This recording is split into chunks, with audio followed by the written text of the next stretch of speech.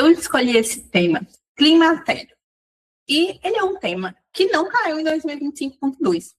Por que eu escolhi ele agora? Porque eu acho que ele pode muito cair na nossa prova de 2026.1 como questão objetiva.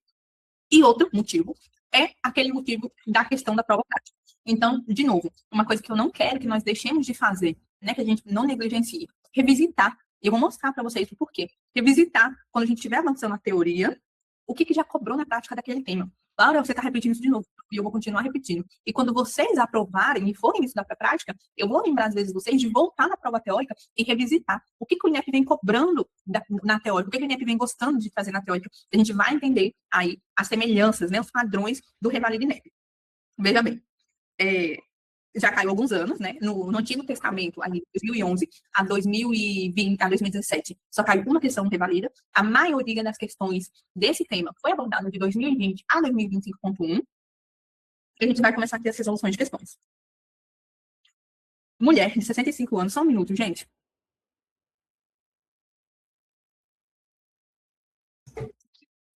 Vamos lá. A minha contenção me atrapalha muito, eu não consigo falar bem e eu fico cansada. Uma mulher de 65 anos procurou atendimento médico na unidade de atenção primária. Relata que já teve a menopausa aos 50 anos, com diagnóstico de osteoporose, confirmado por exame de densitometria óssea, com T-score de menos 2,5. A paciente não apresenta histórico de fraturas, é obesa, sedentária e faz uso crônico de corticoides orais. Então, vamos aqui, gente, olha só essa questão. É uma questão que abraça o quê? Menopausa. Mais o quê?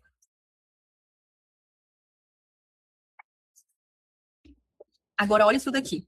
Vocês sabem que eu faço recurso, né? Vocês não têm noção de quantas pessoas que eu assisti fazendo a prova prática que não souberam dar o diagnóstico de osteoporose para paciente, mesmo estando escrito na prova prática, na densitometria, vinha o resultado. Vinha escrito. E muitas pessoas não souberam falar, olha, a senhora está com uma osteopenia, a senhora está com uma osteoporose. Veja que foi na prova de 2025, na prova que essas pessoas fizeram, tinha questão falando de densitometria, tinha questão perguntando sobre osteoporose. Mas o que as pessoas fazem com questão? Achando que está estudando por questão. Eles pegam uma questão, eles respondem, sim, 50 questões por dia, botam embaixo do braço, vê se está certo ou está errado, beleza, tchau, e só. Isso não é estudar por questão. Talvez a pessoa que foi para a prática tenha errado essa questão, não sabia o que fazer, caiu na prática e errou. Nosso foco aqui não é falar de osteoporose, estou só trazendo a importância da gente ficar, ter esse caminho atrelado. Então, o que caiu na prática, eu vou ficar de olho porque pode cair na teórica, o que caiu na teórica, eu vou ficar de olho porque pode cair na prática. Lembrar que o INEP é um só, e eu vou ficar repetindo toda vez que eu tiver oportunidade. Mas vamos lá. O que a gente vai fazer para essa mulher que tem osteoporose, tem vários fatores de risco para piora da osteoporose, como corticoide, piora, ser sedentária, piora, ser obeso, tudo isso piora a osteoporose da paciente. E ela é o quê? Ela é menopausada. Ela é menopausada já tem 15 anos. A menopausa, claramente, é um fator de risco para a osteoporose. E o INEP já cobrou isso também na prática de 2024.1, quando caiu o climatério e osteoporose, quando caiu o climatério versus menopausa, tinha que falar para o paciente que um dos benefícios da terapia de reposição, da terapia hormonal, era evitar a osteoporose, era prevenir a osteoporose, a perda de massa óssea. Então, tratar, manejar bem uma mulher menopausada também diminui o fator de risco para a osteoporose. Então, o que a gente vai fazer com essa mulher? Então, já que a Laura falou que é uma boa esse tratamento, vamos dar reposição hormonal com estrogênio. Não. E por que não, Laura? Por que não é então, já que tratar uma mulher menopausada diminui o fator de risco para a osteoporose? Porque essa nossa paciente, ela já tem menopausa há 15 anos. E nós não podemos iniciar um tratamento de menopausa, um tratamento de hormonal numa mulher que já menopausou há mais de 10 anos. Então, o tempo máximo de início do tratamento é 10 anos. Então, se ela menopausou com 50 anos, o teto dela era ter iniciado o tratamento com terapia hormonal com 60 anos, tá bom? Se ela já passou dos 10 anos de menopausa, ela não tem mais indicação alguma de iniciar a terapia, beleza? Então, ela tá errada por isso. Nós não podemos. Calcitonina nasal, gente, a reposição de cálcio nasal não. Recomendo exercícios leves sim. Ingerir ingesta de alimentos ricos em cálcio sim. E vitamina D sim. É só essa calcitonina nasal mesmo que tá errada. Também, né, faltou o bisfosfonato, que é padrão ouro para osteoporose. Mas calcitonina nasal não é indicação, tá bom? Vitamina D isolada, não. A vitamina D isolada, ela não faz parte do tratamento da osteoporose. A gente precisa sim da vitamina D para reconstituição óssea, mas a isolada não melhora a osteoporose e a osteopenia, tá bom? Aumento na ingesta de proteínas, apesar de todo mundo precisar otimizar, né, a ingesta de proteína, ter uma boa ingesta de proteína, para massa muscular, não para massa óssea em si. Então, para massa óssea, a gente orienta baixo em xantina e aumento em cálcio, tá bom? E vitamina D. Recomendar atividade física de baixo impacto, sim. Com reavaliação após um ano, pode ser com 6 meses. 3 a 6 meses a reavaliação do paciente osteopênico, osteoporótico. Bifosfonato oral, sim. Bifosfonato, tratamento padrão ouro para osteoporose. Recomendada prática de regular exercício físico, sim, de 30 a 40 minutos por 3 vezes na semana. Suplementação de cálcio e de vitamina D, sim, perfeita. Então, o tratamento perfeito para osteoporose. Então, em uma pergunta de 2025.1, a gente revisou uma contraindicação da terapia de reposição hormonal, certo? Ah, tá. E aí, que além de falar, né, da reposição de terapia hormonal, ele fala de restrição de atividade física, né? A gente sabe que essas palavras restrição, isolada, somente, limitado, tudo que prende muito, tem que estar muito certo para a gente marcar. Senão, a gente já fala que está errado. A gente reviu que não pode, acima de 10 anos, então a paciente aí tem 15 anos, não pode. 10 anos da menopausa, somente. E revisamos ali como que eles gostam de misturar osteoporose versus menopausa, osteoporose versus climatério, como manejar essa paciente. 2 temas que caíram na prática, 2024.1 climatério, 2025.1 osteoporose. A prática está na teórica, a teórica está na prática. São as mesmas pessoas que fazem as provas. Ainda em 2025, esse daqui já mais para o tema de ginecologia mesmo. Uma paciente de 49 anos procura atendimento médico relatando que há um mês não consegue dormir adequadamente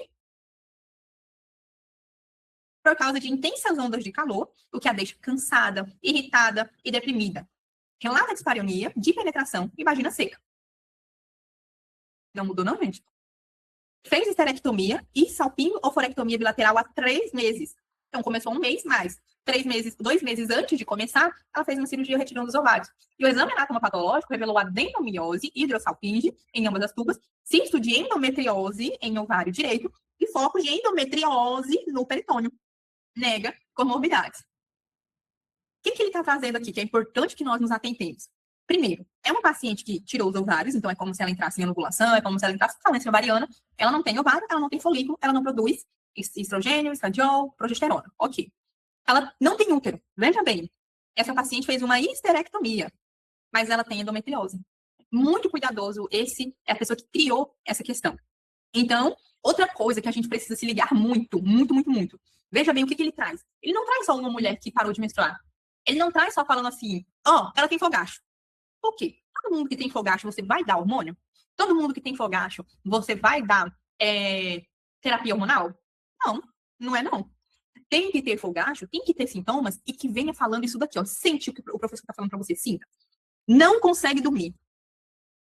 Tá deixando ela cansada, tá deixando ela irritada, tá deixando ela deprimida. O que a gente resume isso? Tá atrapalhando o desempenho dessa paciente, tá atrapalhando o quê? As funções diárias dessa paciente, tá atrapalhando o dia a dia dessa paciente. Vamos dizer que essa paciente trabalha. Como que uma paciente que não dorme, que tá cansada, estressada e deprimida vai trabalhar? E tá com dispareunia. Então, é o que? A mesma coisa lá de psiquiatria. A gente tem uma limitação, a gente tem um prejuízo. A gente tem um prejuízo na vida cotidiana dessa paciente. Sempre que a questão quiser te trazer algum prejuízo, é porque ele quer o tratamento de terapia hormonal, tá? Sempre. Se ele trouxer prejuízo, ele quer terapia hormonal. Se ele não quiser terapia hormonal, ele não vai trazer prejuízo. E aí, o que você vai fazer nesse caso? Fitoterápicos, por histórico de adenomiose e endometriose. Aí eu te pergunto, adenomiose e endometriose é contraindicação de terapia hormonal? Não, não é. E quais são, Laura, as contraindicações de terapia hormonal? Eu vou mostrar aqui para vocês em 2 teorias. Vou trazer a do Ministério da Saúde. Então, essa aqui eu tirei lá do Ministério da Saúde. Então, câncer de mama, câncer de endométrio, doença hepática grave, sangramento genital não esclarecido, história de tromboembolismo agudo e recorrente e porfiria. Nas relativas, veja, contraindicação relativas, segundo o Ministério da Saúde, hipertensão, diabetes não controlados. Não controlados. Endometriose e miomatose uterina. É relativa. Você vai ver se essa paciente se beneficia mais do que perde entrando com a terapia. Agora o INEP, olha só. Então, como que essas contraindicações viram uma pergunta, né? Viram algo a ser avaliado na prova prática, perguntando. Então, tudo aquilo que ele trouxe na clínica, que ele te mostrou que era importante saber, ele vai querer que você saiba procurar num paciente. Então, fenômenos tromboembólicos, enxaqueca com aura, câncer de mama ou câncer de endométrio, hipertensão arterial sistêmica, se mal controlada, diabetes, se mal controlado, doença hepática, qualquer doença hepática assinado, revalida. Eu sei que vocês vão dizer que o professor do cursinho disse que a doença hepática tem que estar ativa, que nananã, que nananã. mas eu tô aqui para te ensinar a acertar a questão do revalida, tá? Do revalida. E câncer de ovário. Então, pro revalida, são essas as coisas importantes para a gente pensar em contraindicar uma terapia hormonal, certo? E aí, aqui, nessa nossa paciente, a gente não tem contraindicação da adenomiose e da endometriose, não. A adenomiose, o Ministério da Saúde nem cita. A endometriose, ele fala que você pode ver, que é relativa. Mas a gente está falando de uma paciente que está perdendo qualidade de vida. Então, entre manter a qualidade de vida dela, certo? E priorizar uma contraindicação relativa, a gente vai manter a qualidade de vida dela. Antidepressivo tricíclico, já que a hormonioterapia é indicada. De novo, hormonioterapia não é contraindicada, tá? Não é contraindicada, a gente já viu as contraindicações. E antidepressivo tricíclico, poxa, um antidepressivo tricíclico, se muito, muito vai me ajudar, ele vai me ajudar nisso daqui, ó. Ele vai me ajudar na dormir, talvez, se eu pesar a mão na dose e botar pra noite, e na deprimida, se dependendo de qual eu for entrar também, né? De qual eu vou entrar. Não vai melhorar as ondas de calor, não vai melhorar o cansaço, não vai melhorar a irritabilidade, não vai melhorar a dispareunia, não vai melhorar a secura vaginal, certo? Então, ela não tem contraindicação e os tricíclicos não vão ter uma boa resolução para nossa paciente. Estrogênio terapia exclusiva. Uma vez que a paciente passou por esterectomia, a informação dele é real. O que ele traz é uma verdade. Então, aquelas pacientes que já foram submetidas por uma esterectomia, são fortes candidatas a fazer terapia hormonal, quando necessário, somente com estrogênio. Vou falar na nossa aula de sangramento uterino normal, a gente discute bastante sobre isso, mas, de novo, o E de estrogênio estabiliza. O P de progesterona protege. Então, o estrogênio, ele estabiliza o endométrio. Aquela mulher que tem muito sangramento uterino anormal, seja por método contraceptivo, seja por qualquer motivo. Se ela tem muito, ela usa algum contraceptivo que está dando sangramento nela, ela usa o Implanon, que está dando muito sangramento. O que a gente tem que fazer para melhorar, né? Colocar o estrogênio. Porque o estrogênio, ele estabiliza o endométrio, certo? E a progesterona, ela protege. Protege de quê? De neoplasia. Então, toda mulher que tem endométrio, quando entrar estrogênio, precisa de progesterona. Toda mulher que tem endométrio, quando entra estrogênio, precisa entrar progesterona, para ela não ter fator de risco, para não aumentar, né? Porque a terapia hormonal é um fator de risco para neoplasia. Para não aumentar consideravelmente uma neoplasia endometrial, ou uma hiperplasia endometrial. Então, a gente precisa da progesterona. Mas ela é esterectomizada, verdade? Verdade. Então, ela não tem endométrio, a gente pode entrar só com o estradiol, ok? Não. Por que não? Porque ela tem endometriose. O que é endometriose? É uma implantação fora da anatomia uterina, né? Então é uma implantação extrauterina de focos de endométrio. Então tem um endométrio no intestino, tem um endométrio no reto, tem um endométrio na bexiga, tem um endométrio no peritônio, ela tem endométrio. Ela tinha endométrio no ovário, que foi tirado, e ela tem endométrio no peritônio. Então, por mais que ela não tenha útero, ela tem um endométrio no peritônio. E se eu ficar dando estradiol para ela, quem vai proteger aquele endométrio que está no peritônio? Ela pode ter uma neoplasia endometrial lá no peritônio. Então, nela, não é verdade a ser, certo? Então, toda mulher que tem esterectomia, que eu vou iniciar a terapia hormonal, eu preciso perguntar: tem antecedente dos 4D, né? Da endometriose? De dispareunia, dor na relação sexual, dor pélvica, dismenorreia e dificuldade para engravidar. Eu tenho que perguntar se ela tem clínica de endometriose. Eu tenho que perguntar se ela tem antecedente de endometriose. Ela não tem antecedente, ela não tem imagem, ela não tem clínica, ela tem submetida a uma esterectomia, posso iniciar só estradiol, tá? Caso contrário, eu vou dar progesterona junto. Ou tratamento hormonal estrógeno progestativo, considerando que a paciente apresentou quadro de endometriose. Perfeita, letra D. Por isso, eu nem explicaria tanto assim, eu só colocaria fitoterápicos, tricíclicos, estrogênio mais progesterona. O aluno que atende, se ele quiser lembrar da contraindicação da indicação, ele que lembre. Eu faria uma questão mais aberta, né? Porque ele tem um dia já escutou falando isso e falou: é verdade. Ela fez esterectomia, mas ela tem endometriose, então é verdade, eu preciso proteger aqui o endométrio. Beleza? Então, aqui, letra D, lembrar das mulheres esterectomizadas, como nós vamos escolher qual hormônio nós vamos usar. 2024.2. Gente, se for ficando dúvida, se eu estiver muito rápido, vocês vão falando no chat. Uma mulher de 55 anos, esterectomizada, vai à consulta com sintomas de climatéricos intensos há 2 anos. Ela relata fazer tratamento anti-inflamatório para osteoartrite femoral. Nega hipertensão, nega diabetes, nega dislipidemia, nega antecedente familiar de câncer de mama ou ovário, mas relata antecedente de doença de Alzheimer por parte da sua mãe e de sua tia materna. A paciente informa estar interessada em iniciar terapia hormonal para a menopausa. Então, aqui, ó, o que ele está falando com a gente, né? O que ele está trazendo aqui para a gente? Ele está trazendo uma paciente que já não tem mais útero, que está com sintomas intensos, ele fala intensos, e que tem osteoartrite coxofemoral. Para quem, né? Coxofemoral aqui em cima. E para quem não sabe, o local mais que a mulher pode ter cóccix femoral, tanto é que é um dos locais que a gente faz a densitometria, é a cabeça de fêmur, certo? Porque é um osso grande, é um osso denso, é um osso que requer muito dos osteoblastos dele, né, para se regenerar.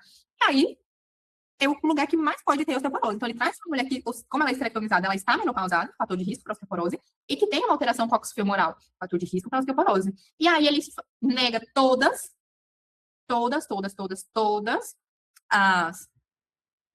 as contraindicações da paciente, deixa ela limpinha aqui pra gente e fala que ela quer fazer terapia de terapia hormonal para menopausa. Ele não fala quando foi a esterectomia dela, mas ele fala que a clínica começou há 2 anos. Provavelmente a esterectomia foi há 2 anos, subentendido. E aí, considerando o quadro apresentado, qual alternativa traz a melhor orientação relativa à indicação de terapia hormonal para essa nossa paciente? Então, orientar a terapia, eu vou começar de baixo para cima, tá? Prescrever tratamento não hormonal, pois ela é esterectomizada e usuária de anti-inflamatórios, não é contraindicação. A gente já viu quais são as contraindicações da terapia hormonal, vamos olhar de novo. Ministério da Saúde, câncer de mama, câncer de endométrio, doença hepática grave, sangramento genital não esclarecido, porque pode ser um câncer de endométrio ou câncer de colo do útero, história de tromboembolismo agudo recorrente e porfiria. Essas são as contraindicações. Ela não tem contraindicação, esterectomia não é contraindicação, anti-inflamatórios não é contraindicação. Então, ela não tem uma contraindicação e ela quer terapia hormonal. E ela tem indicação. Como ela tem indicação? Porque são sintomas climatéricos que ele descreve como intenso e ela quer, são 2 coisas que ele deixa claro, ele inicia falando para você iniciar e termina falando para você iniciar. Então, não, aqui não, tá? Tá errado. C. Receitar terapia combinada, estradiol e progesterona via oral para proteção endometrial. Então, o P protege o endométrio. Eu preciso de proteção nessa paciente? Vamos voltar aqui em cima. Para eu precisar de proteção, eu preciso ter a clínica de endometriose, que são os 4 Ds, endurpelca, dispareunia, dismenorreia, dificuldade para engravidar, ou o diagnóstico prévio de endometriose. Uma imagem, alguém viu, ela disse que tem endometriose? Sim. Então, mesmo ela sendo esterectomizada, eu vou dar progesterona para proteger. Caso ela não seja esterectomizada, eu vou dar também progesterona para proteger. Caso ela seja esterectomizada e não tenha endometrioma, eu posso dar só estrogênio, tá bom? Então, a C tá errada porque eu não preciso proteger endométrio, porque eu não tenho mais endométrio para proteger, nem no útero, nem fora do útero. Tudo certo? A. Orientar a terapia isolada de haloxifeno por via oral, devido aos seus benefícios para a cognição. Eu não sabia o que era haloxifeno, prazer, conheci o haloxifeno hoje, certo? E o haloxifeno, ele é um medicamento que eu fui ler, que ele ajuda a prevenir a osteoporose, principalmente em quem? Naquelas pacientes que estão na menopausa. Então, mulher que está na menopausa, que eu quero prevenir a osteoporose, eu posso usar haloxifeno. Laura, e por que Primeiro, porque ele fala, devido aos seus benefícios para a cognição. O haloxifeno não tem benefícios para a cognição, tá certo? Primeiro de tudo é isso, então o ensino se torna errado. E a nossa paciente não tem indicação. Por quê? Quais são as mulheres na menopausa que se beneficiam do haloxifeno? São aquelas mulheres que não têm sintomas vasomotores. São aquelas mulheres que não têm calorões. São aquelas mulheres que estão na menopausa, mas não estão no climatério. Porque o climatério é aquele período pré-menopausa, perimenopausa e pós-menopausa, certo? Então, climatério são todos os sintomas. Então, a mulher pode ter 20 anos de menopausa. Se ela ainda tem calorão, se ela ainda tem sintomas, ainda é climatério. Então, o diagnóstico dela segue sendo climatério. Então, toda mulher que está na menopausa, mas que ainda tem climatério, ela não pode usar haloxifeno. Por quê? Porque ele vai piorar, ele vai intensificar a queixa dela, a clínica dela, tá bom? Então, haloxifeno proibido com sintomas. E ele fala que o dela é intenso. Então, haloxifeno não pode. Sendo assim, B. Indicar estradiol via transdérmica, ok, porque vai melhorar a sintomatologia dela, para a redução do risco de osteoporose.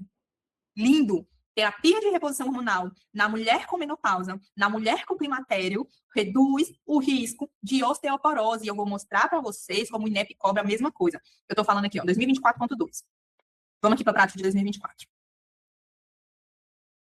Na prática de 2024, eles cobrou, quando a mulher dava, né, ela falava, doutor, tem algum remédio que você pode me dar? E ela lá com o Lex abanando. Tem algum remédio que o senhor pode me dar para esses sintomas? E aí o candidato oferecia terapia de reposição, certo? Terapia hormonal. E quando ele oferecia, ela falava para ele, doutor, e quais são os benefícios desse tratamento? E olha aqui, ó, diminui fogacho, diminui a síndrome urogenital, que é o quê? Essa secura, essa urgência miccional, essa dispareunia, esses sintomas mais vulvares que a paciente tem. Labilidade emocional, padrão de sono, perfil lipídico e prevenção de osteoporose. Então, assinado INEP, que ele já cobrou 2 vezes em 2024. Terapia hormonal na menopausa previne osteoporose, certo? Então, se a gente tem indicação, a gente precisa tratar, porque a gente vai trazer benefício para essa mulher, tá bom? Então, aqui, ó, indicar o uso de estradiol, sozinho, porque ela é esterectomizada, certo? Por via transdérmica, para redução do risco de osteoporose. Perfeita. Letra B, certinho. Tá bom? Ficou feio, né, esse comentário? Mas eu já entendi. Vamos lá. Vamos para a próxima. Essa é grandinha, né? 2024 também. Olha só, antes de cair na prática, o que o INEP faz com o tema? 2024, 2023, 2023.2, 2023.2, 2024 ele vai lá e taca na prática. Entendeu? O tema não cai na prática, gente, assim, de uma hora para outra. Então, de novo, se você conhece alguém que está estudando para prática, manda ele estudar a prova teórica, manda ele ficar de olho na prova teórica que vocês fizeram, rever os últimos anos, não ignorar. E quando vocês passarem na teórica, vocês forem estudar para prática, não se esqueça da teórica. Porque tá aqui os temas que vai cair lá para vocês. Vamos lá. Uma paciente de 54 anos de idade, gesta 2, parto 1, cesárea 1. Com ligadura tubária bilateral, comparece à consulta ambulatorial com queixa de fogacho. Vamos ver que tanto esse fogacho atrapalha. Se não estiver atrapalhando tanto, sudorese noturna, insônia, queda de libido, secura vaginal, fadiga, falta de concentração, sem outra queixa. Verifica-se registro de menarca aos 13 anos, menopausa 50 anos. Então, já vamos calcular quanto tempo ela tem de menopausa? 4 anos. Quanto tempo eu tenho depois da menopausa para iniciar uma terapia? 10 anos. Então, se precisar, eu ainda posso, correto? E tabagismo. Tabagismo. 10 cigarros por dia desde os 20 anos. Então, ela fuma há 34 anos. Além de hipertensão arterial, olha como é diferente, né? Aquela questão que ele não quer falar que ela não tem contraindicação nenhuma, ele vem falando, ela nega isso. Ele deixa a questão bem limpinha. Aí na outra, ela fuma, ela tem pressão alta, tem bom controle. Na família, tem histórico de osteoporose, histórico de diabetes, histórico de hipertensão e histórico de infarto agudo do miocárdio. A paciente apresenta resultado de exames realizados há 6 meses, mamografia sem alteração, ultrassom transvaginal endométrio, sem hiperplasia, 3 milímetros, ovário atróficos, então realmente estão diminuindo, exame laboratorial sem alteração. No exame físico, sobrepeso, pressão controlada mesmo, e hipotrofia da vagina e do colo. Considerando a conduta, o que você vai fazer? E aí, essa nossa paciente precisa de terapia? É a primeira pergunta. Ela precisa? Precisa, né? Imagina aí você com fogacho, sudorese, insônia. Só insônia, eu já dou a terapia. Queda do libido, secura vaginal, fadiga. Não, essa mulher precisa. Ela tem indicação? Tem. Ela tem contraindicação? Não. Ela não tem contraindicação absoluta para terapia de reposição hormonal. Não tem. E aí ela fala assim, considerando qual é a conduta adequada? Qual a conduta adequada? Contraindicar a terapia hormonal sistêmica e indicar estriol via vaginal? Então, ela tem contraindicação de sistêmica? Não, não tem contraindicação.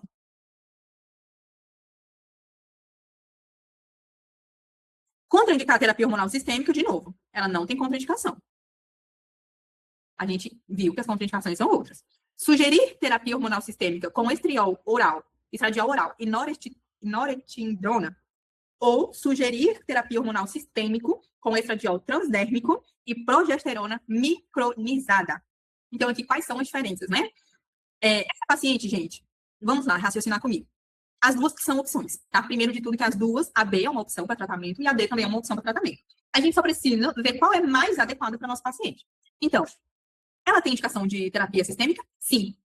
Ela tem contraindicação absoluta? Não. Ela tem fator de riscos? Tem. Ela tem fator de risco. Vamos pensar só no trombogênico. Vamos pensar só no cardiovascular.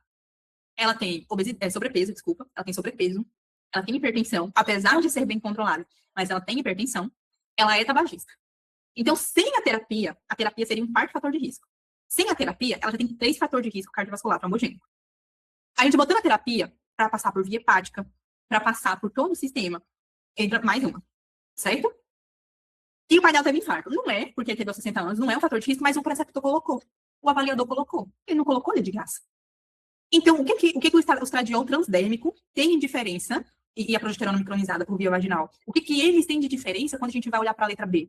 A concentração, a exposição, no final, tudo vai cair na corrente sanguínea e vai passar pelo corpo inteiro, tá? No final, tudo vai passar pelo corpo inteiro.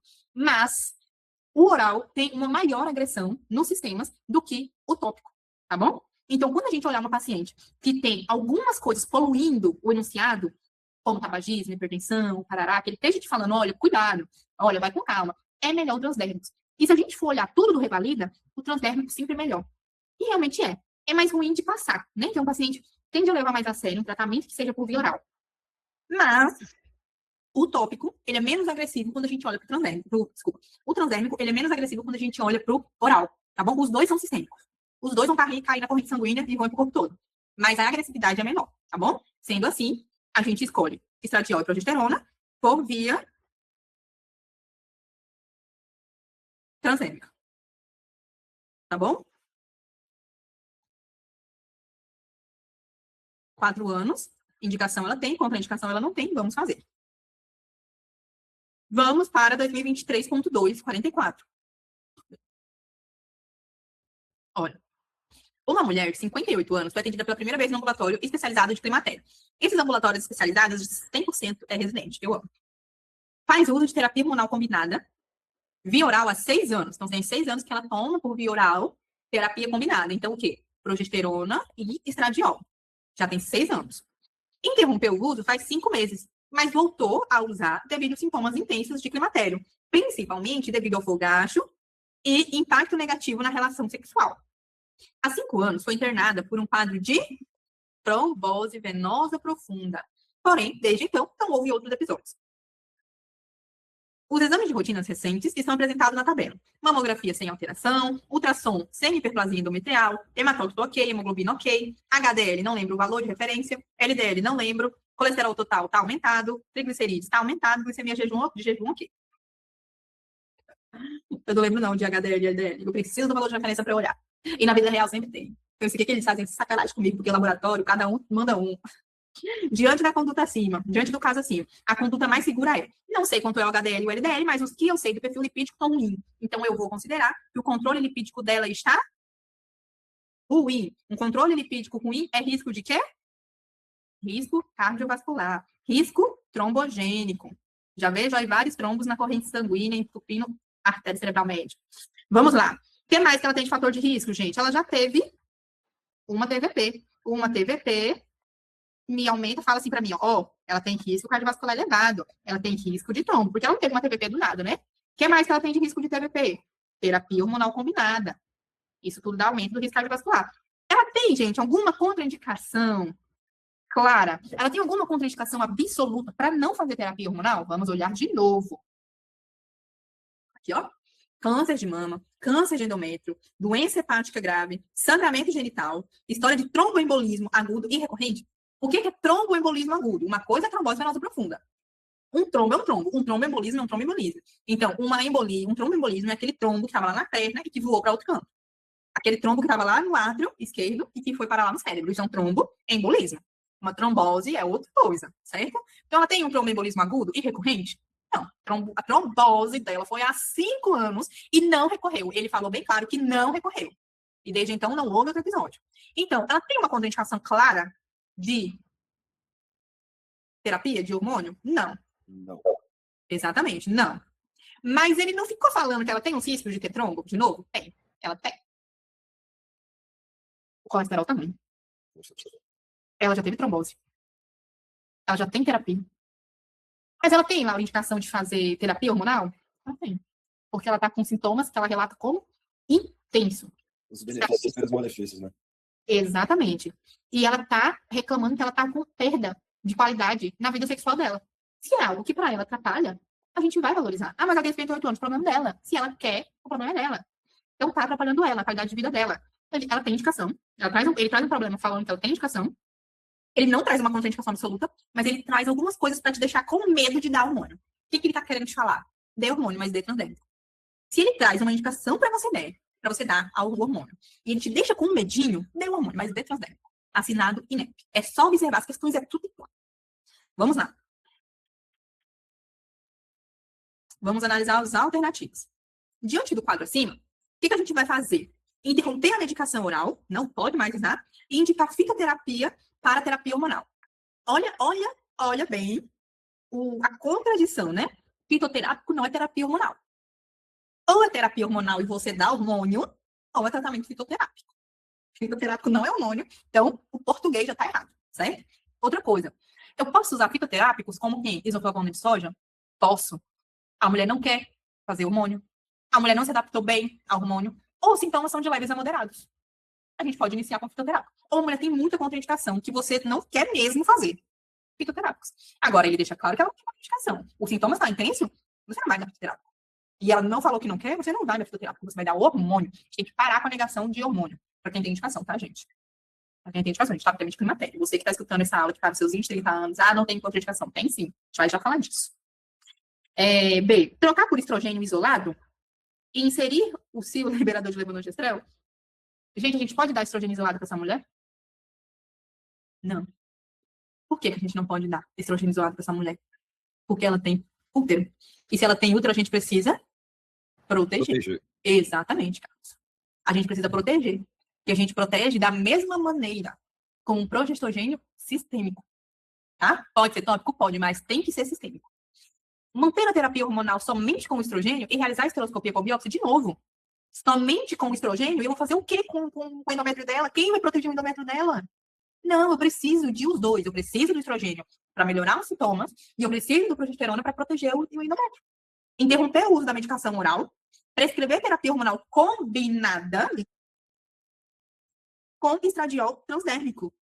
Transdérmico. Gente, é sucesso. É só entender o INEP. Ele está ali te convencendo a usar. Como que ele te convence a usar? Falando que os sintomas é intenso. Falando que os sintomas estão atrapalhando o nosso paciente. Perdendo qualidade de vida em algum aspecto. Seja qual for. Aí, se ele der uma mulher limpinha, pode dar oral. Se ele der uma mulher com algumas coisas ali, transdérmico, gente. Não contraindica. Ele bota isso daí só para você ficar com medo de dar. Mas não precisa contraindicar. Se ela não tem contraindicação, mas tá meio suja, vou no transdérmico. Beleza? De acordo? Gente, eu digo, eu preciso ficar assim, porque era uma coisa que eu sempre ficava, meu Deus, mas quando que eu vou usar transdérmico? Quando que eu vou usar oral? Que chatice, que chatice. Na vida real é um pouco mais difícil. Mas o INEP é esse o padrão. 2023.2 também. 2023 cai 2 perguntas. Aí lá em 2024 cai de novo e cai na prática. Aí a pessoa reprova. O foda não é reprovar. O foda é reprovar e ter ido mal numa estação que toda hora o INEP tava cobrando. Entendeu? Chega da vontade de convulsionar. Uma mulher, 51 anos, veio ao ambulatório de referência mencionando fogacho, insônia, irritabilidade, labilidade emocional, a mesma palavra que ele usou aqui, ó. Cadê aqui? O que tinha labilidade? Eu vi labilidade. Labilidade emocional. É ele, é a mesma pessoa, gente. É ele que tá fazendo essas questões. A última menstruação foi há 6 meses e nunca usou hormônio. Beleza? Ele tá querendo dizer, até aqui ele falou, use hormônio, certo? Até aqui ele falou, use hormônio. Vamos ver agora o que ele fala pra gente decidir a via. É hipertensão em uso de medicação com níveis tensionais controlados. Então, não é contraindicação. Realizou uma revisão ginecológica recente com exames clínicos complementares normais, ou seja, não tem câncer, nem de mama, nem de endométrio. Após explanação sobre risco, benefício, e é o que ele cobra na tática. Risco e benefício da terapia. Aí ele vai lá e bota uma pergunta, quais são os benefícios? Ele citou aqui, meu Deus do céu. No climatério, a paciente informa desejar usar hormônio para o alívio da sintomatologia, igual a paciente da prova. Solicitando um esquema hormonal de menor risco para o seu organismo. Qual é, gente? O que você dá a terapia, ele está falando assim, dê a terapia. Com menor risco. Transdérmico. Exatamente. É aprender a falar a língua do INEP. Qual é a terapia hormonal com menor risco? Transdérmico. Considerando as evidências quanto ao perfil farmacológico e clínico, o médico deverá prescrever. Vamos lá. Estradiol, 1 mg, mais acetato de noresteterona, 0,5 mg por via oral contínuo. Estradiol, 50 microgramas, mais acetato de noresteterona em adesivo via transdérmica contínuo. Estrogênio e equinos conjugados, mais acetato de medroxprogesterona por via oral contínuo. Ou estradiol, 1 mg em gel, por via transdérmica contínuo, mais progesterona natural micronizada, 100 mg por via vaginal, cíclico. O transdérmico. Primeiro, a gente vai no transdérmico. Esse daqui nada foi por via oral. Então, esse aqui foi por via vaginal e o estradiol foi transdérmico. Menor risco. Menor risco. Gente. Vocês entendem como fica claro as coisas quando a gente começa a entender o INEP? Fica até muito fácil. E, Laura, mas esse tema é diferente. Não é. Se a gente pegar os temas que tem mais questões do INEP, que são as que eu tento trazer aqui, a gente vai ver que as questões se repetem e se repetem. Muda o enunciado, muda o paciente. Mas a linha de raciocínio e o que ele está cobrando, na maioria das perguntas, são a mesma coisa. Eles mudam, às vezes, um pouquinho para a direita, um pouquinho para a esquerda. Mas o centrão é a mesma coisa. E dá de passar. Se você dominar os 70, 80 temas mais cobrados do INEP, você vai passar com excelência, porque repete questão. Repete tema de tema. Por exemplo, eu fico analisando, né? Lombalgia, foram 3 questões. Então, é um tema que, se você dominar, você acerta 3 questões. Ética médica, caiu umas 4 questões. Amenorreia, umas 2, 3 questões. Então, com um tema bem dominado, você acerta 2, 3 questões. E com um tema ruim, que você deveria dominar, você pode reprovar. Então, vamos estudar o INEP, pelo amor de Deus. Vamos lá. Mas qual a diferença com a letra B? Também estou falando transdérbico. Ah, certo. A diferença é que tá falando que os dois são contínuos. Obrigada, Diego. Boa dúvida. Aqui, gente, comigo. Ele tá falando que os dois tratamentos é por via contínua, certo? E o que acontece? Com a via contínua, com contínuo. Quem deve ser contínuo e quem deve ser cíclico? O estradiol, que é quem realmente controla os sintomas, porque a progesterona não controla os sintomas. Quem controla os sintomas é o estradiol. Então, o estradiol tem que ser mantido continuamente. Todo dia, 30 dias por mês. Porém, no ciclo da mulher, a progesterona não é contínua o tempo todo. A progesterona no corpo da mulher é só na segunda fase do ciclo. É só do dia 14 ao dia 28. Que aí é quando desce a menstruação, né? Quando a gente tem enfim, quando reinicia o ciclo.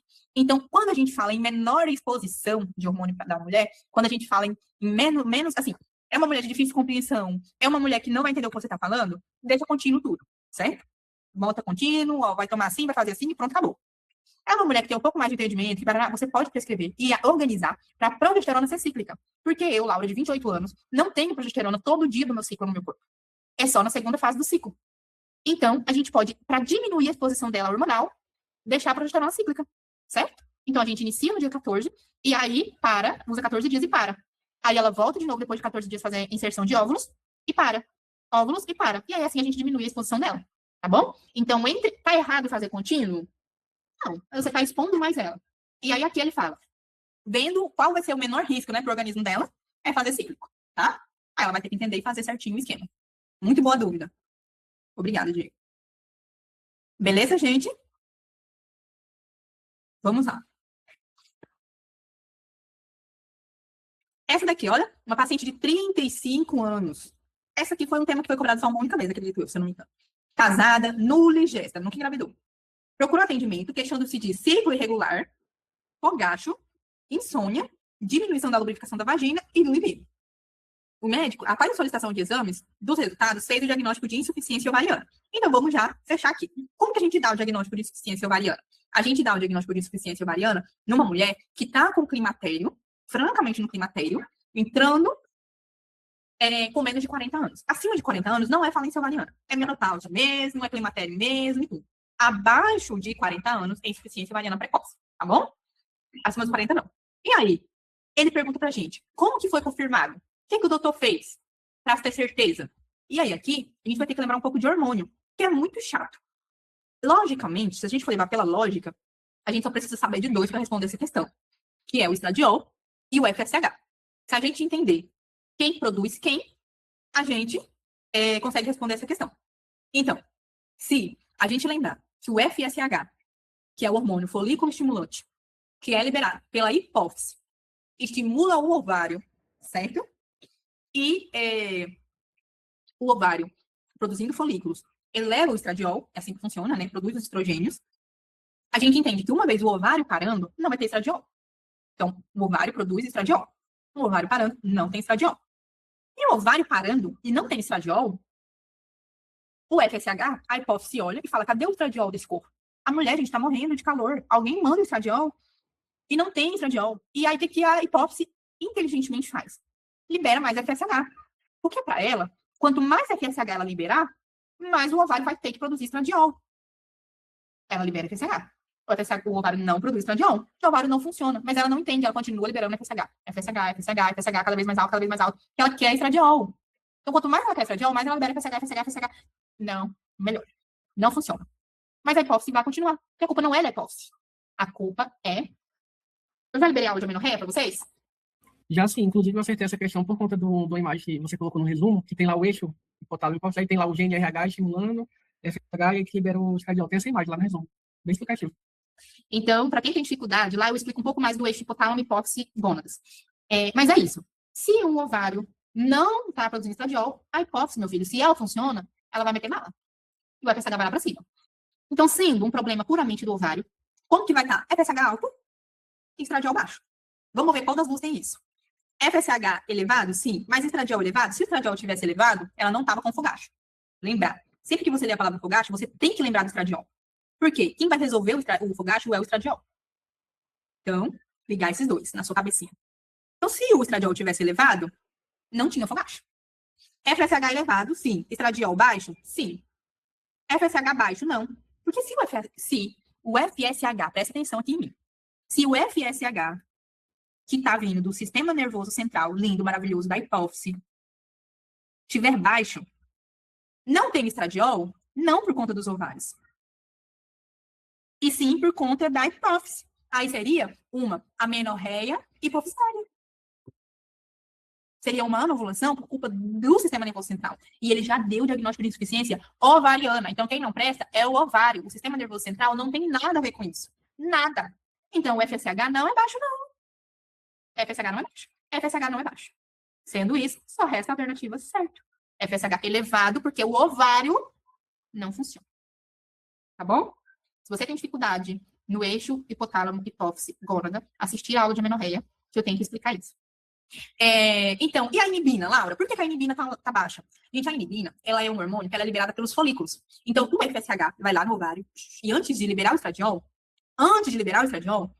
os folículos que começam a crescer e madurar para liberar o estradiol, eles produzem inibina. Por quê? A inibina, qual é o nome dela? Inibina. Então, ela inibe alguém.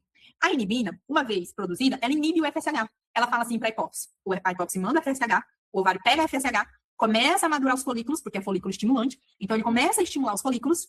Quando os folículos estão estimulados, eles vão amadurecendo, libera a inibina. A inibina volta para a hipófise e fala, hipófise, pode parar. O ciclo desse mês já está garantido. E aí, a hipófise para de produzir FSH. E aí, o FSH começa a diminuir, o estradiol começa a subir, e aí são a teoria das duas células, a teoria da teta, a teoria que eu não vou explicar para vocês hoje. Mas é lindo. Enfim, a inibina vai para baixo, porque não tem folículo. O ovário pegou o FSH e enfiou no bolso. Não tem folículo para produzir inibina.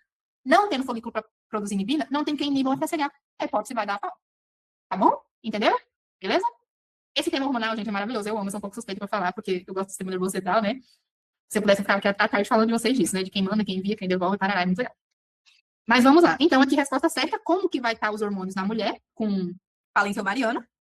FSH elevado, que a hipófise não entende. Estradiol, que é produzida pelo ovário baixo. E inibina, que é produzida pelo folículo baixo. E a inibina estando baixa, o FSH está elevado. E aí volta tudo de novo. Vamos lá. 2021. Uma mulher de 49 anos de idade foi atendida no ambulatório de ginecologia de um hospital da sua região. Suas principais queixas eram sintomas geniturinários como prurido, ardor, ressecamento, irritação vulvar, desura, urgência miccional iniciado há 8 meses. Esses sintomas levaram à redução do libido. E olha como que ele é legal, porque ele deixa uma frase muito clara. Impacto negativo na sua vida sexual. Ele já usou essa frase.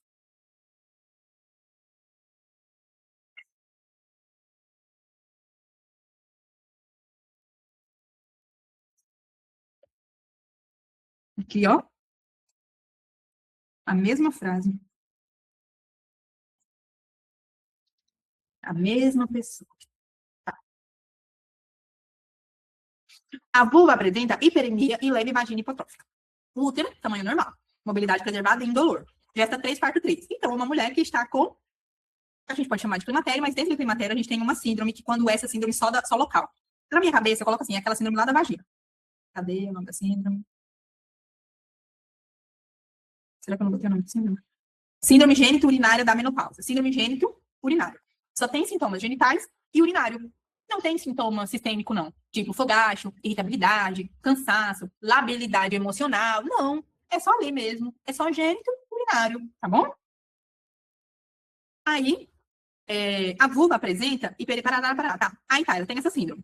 É só local. Veja, a clínica é só local, não tem nenhum sintoma sistêmico. E aí ele pergunta, o que você vai fazer? Qual é o melhor esquema terapêutico para essa mulher utilizar? Qual é?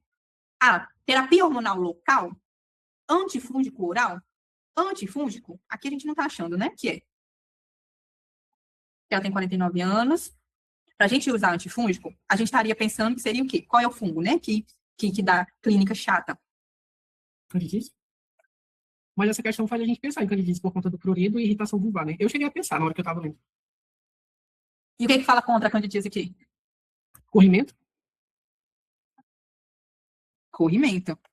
Então, o corrimento, ele fala contra a isso tudo. Outra coisa, Kênio, que fala aqui que a gente não tem na candidíase. Ressecamento. Prurido tem. Agora sim, gente, uma coisa. O prurido, quando uma vagina tá muito seca, tem prurido. Dá prurido. Eu vou falar uma coisa, pessoal, porque eu não ligo, né? Porque aqui tá todo mundo médico. Se vocês não fossem médicos, vocês ficarem no problema de vocês. Eu comecei a tomar Roacutan. E aí, na primeira semana, eu não senti quase nenhum sintoma diverso. Na segunda semana, eu comecei a sentir muita secura. Muita secura, muita secura, muita secura. E eu não sabia que ressecamento dava coceira. Só que daí começou a secar minhas mucosas de uma maneira muito rápida. Tipo, começou a secar minhas axilas, começou a secar tudo, meu nariz começou a machucar, começou a sair sangue, começou tudo a ficar horrível. E aí começou a me dar um prurido vaginal. Começou a me dar um prurido, só que não era vulvar. Não era um prurido na vulva, assim, na vulva, não. Era ali na região, como se fosse ali no fim da vagina, no início da vulva. Não era vulvar, era no início da vagina, depois da vulva. E dava aquelas coceiras como se fosse pontada mesmo. Eu falei, não é possível, que eu nunca tive candidíase, que eu vou ter candidíase agora. Por que eu vou ter candidíase agora se eu não tô fazendo nada diferente que eu fiz minha vida inteira? Aí, foi passando, eu comecei, aí, isso no início do ressecamento. Com o passar do tempo, eu percebi que era o ressecamento. E quando eu fui fazer meu método contraceptivo, a ginecologista falou pra mim, ela falou, professora, se ressecar muito, primeiro vai começar a coçar, depois pode dar fissura, mesmo sem manipulação, pode dar fissura de tão ressecado. Aí o canal vaginal, primeiro coça, depois fissura, rasga. Eu não sabia que podia dar fissura. E aí pode dar lesão, parará. Por isso que eu achei que eu tava com candidíase, mas sem corrimento. Entendeu? Não era candidíase, era ressecamento. Então, ressecamento da mucosa vaginal dá prurido, tá? Só que não é um prurido vulvar. Vulvar. É um prurido, não vou saber explicar. Enfim. Nunca li também, não sabia, mas é isso.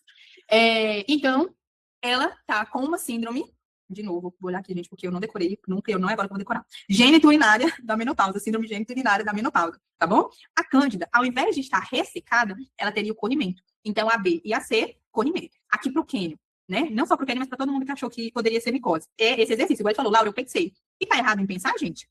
Então, tem que pensar mesmo. Se o avaliador colocou aqui, eu não vou pensar. Se ele pensou, eu vou pegar, o que eu faço? Eu devolvo.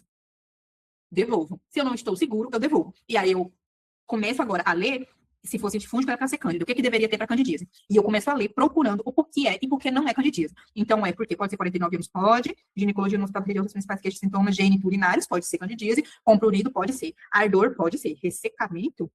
Por que ressecamento ao invés de corrimento? Irritação, pode ser. Disúria, pode ser. Urgência, talvez. Inicia 8 meses. 8 meses de candidíase, nunca usou tratamento e tá ressecada, não teve corrimento até hoje, essa cândida tá diferente. Esses sintomas levaram a redução do libido. Pode dar, né? Candidíase, acho que não é qualquer mulher que vai conseguir, né, com candidíase. A vulva apresenta hiperemia leve e vagina hipotrófica. Por que na candidíase teria vagina hipotrófica? Hiperemia, ok. Mas por que vagina hipotrófica? Normalmente também eles trazem um detalhe do pH, né? Quando vão falar de candidíase na questão. O útero tinha tamanho normal ou tonte, com sua mobilidade preservada para partes normais. E agora? Entendeu? E aí, olhar. A outra que ele me traz é terapias. Entre as terapias, o que era? Se ele está falando de terapia de hormônio, ele está querendo então falar de menopausa. Deixa eu voltar e ver o que fala a favor de menopausa. A favor de menopausa. Climatério, desculpa. 49 anos, a idade. Prurido, não sabia que pode dar, né? Agora vocês sabem. Ardor, ressecamento, pode dar na menopausa, na climatério. Irritação vulvar, disúria, tudo isso aqui por conta do ressecamento. Redução do libido, e essa vagina hipotrófica aqui já ia ter um significado diferente. E aí a gente acharia o porquê não tem corrimento, entendeu? Então, sempre que vocês virem algo que deixe vocês na dúvida, classifique. Isso seria para isso é para candidíase, isso seria para climatério, e devolve na questão. Busca na questão, porque sim, e busca na questão, porque não. E aí você marca, tá? E aí aqui, tá, vamos tirar os antifúngicos. Por que terapia hormonal local e estradiol? Agora, como que eu vou decidir? A gente olha para a paciente, o que a paciente precisa? Vamos dizer, essa nossa paciente é local, é uma síndrome local, gênito-urinária, é local, as queixas dela é local. Então, para que eu vou botar essa paciente? A gente viu que a transdérmica é o quê? É sistêmica. Ela tem uma absorção diferente, mas ela é sistêmica. Ela cai na corrente sanguínea e, ó, sobe.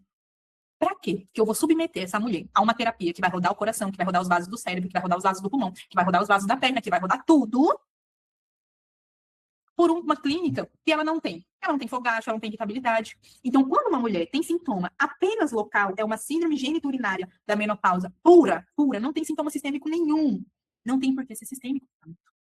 Então, aí eu vou dar prioridade para terapia hormonal local.